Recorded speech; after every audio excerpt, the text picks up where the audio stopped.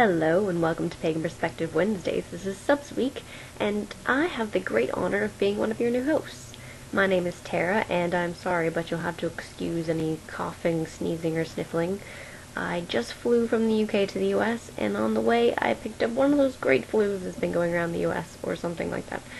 So, yeah, great welcome home present, and great timing, too. Just to tell you a bit about me, I just finished a master's in philosophy and literature in the UK, and I have a BA in philosophy and psychology.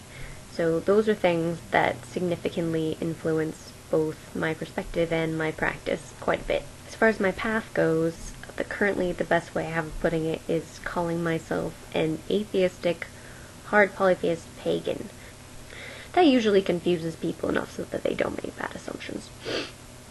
But a quick way of explaining why I use that sequence of words together as a label is that the atheistic part explains what you might call my literal position on deity. The hard polytheist part kind of explains the metaphors I use and the kinds of things I do in my practice.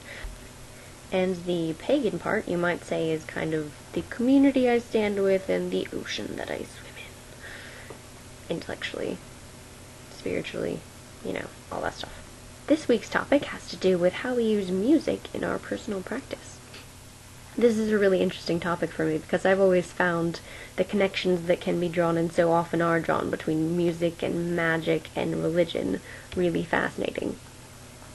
Just recently, actually, I was reading up on Finnish folklore and paganism, and in reading about the character / god / hero Vainamoinen, they talked a lot about his powerful, musical, magical voice, and I found it really interesting that in the way they spoke about him, they constantly sort of juxtaposed this magical and also musical in a way that was almost interchangeable.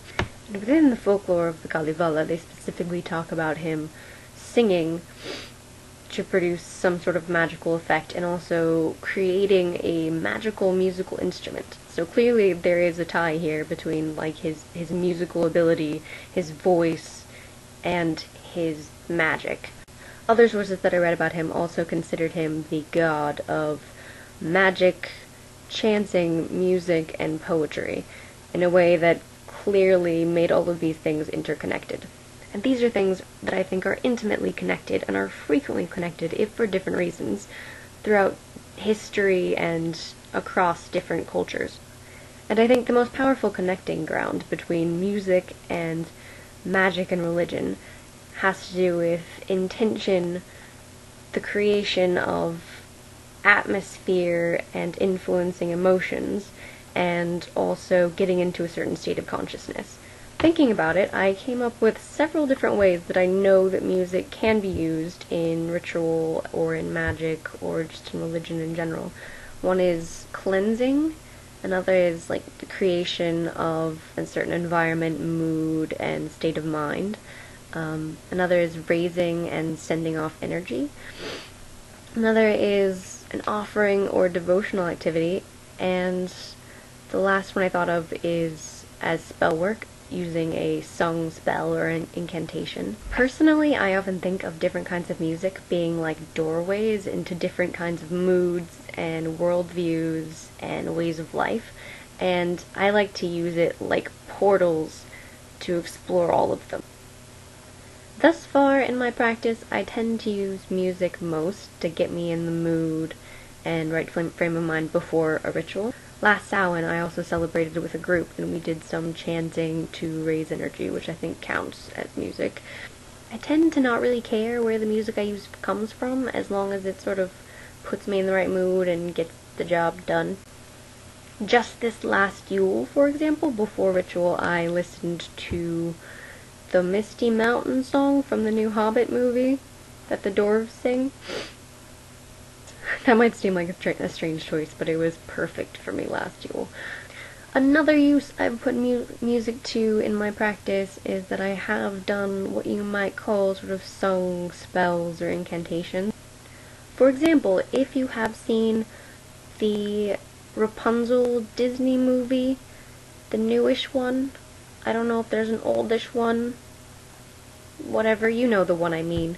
Um, the incantation in that movie, I kind of stole it. Yeah. I took it and changed the words, and I turned it into a song slash incantation slash potential spell, you could call it, that I sing to my plants on occasion when I'm tending to them slash watering them. So, at the very least, they're getting CO2, right? Yeah. But definitely, my main use for it is still sort of getting in the right mood before ritual or sort of during some sort of activity. I think there's definitely a connection there between, say, like the Wiccan idea of casting a circle as the creation of a sacred space intentionally, and the use of music as something that intentionally alters an atmosphere and your state of mind and emotions.